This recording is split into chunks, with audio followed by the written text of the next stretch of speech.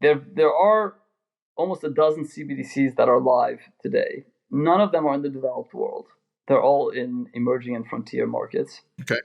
The large developed central banks have all decisively committed to being ready for a launch, i.e., having the capability to do so.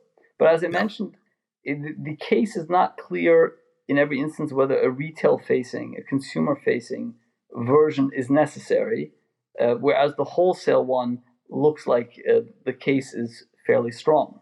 Again, each jurisdiction may decide differently. The ECB this week announced that they are basically ready to create the digital euro. The Fed dollar is still more in the exploratory phase. The Bank of England will soon release a final commitment, but it is strongly veering towards launching in the coming 2-3 years.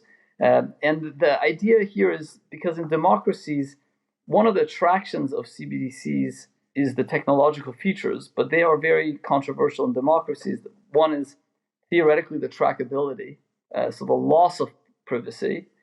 There's ways to mitigate that, but because people will be worried about it, large-scale usage at a consumer level will probably never be appealing. And the second one is the programmability, the idea that you can program something into every dollar. Well, this dollar can only be spent on transport, or this dollar can only be spent in retail. Neither the Fed or ECB ever have any thoughts of doing anything like that.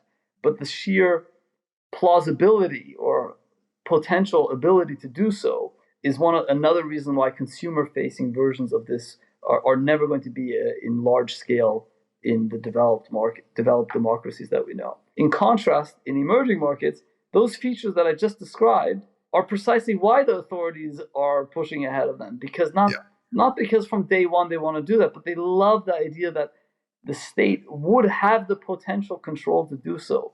And that means even countries like China, where the capital count for residents is largely closed, they can open it a little bit more freely with the knowledge that, well, if something goes wrong, we can basically change the code at headquarters and change the function of our currency usage at a later stage. That ability to kind of claw it back, almost like imagine banknotes all had a little invisible tether back to the home office, and they could at any point snap it back. Yes. The ability to snap that back is very appealing for some non-democracies where privacy or state power is less controversial.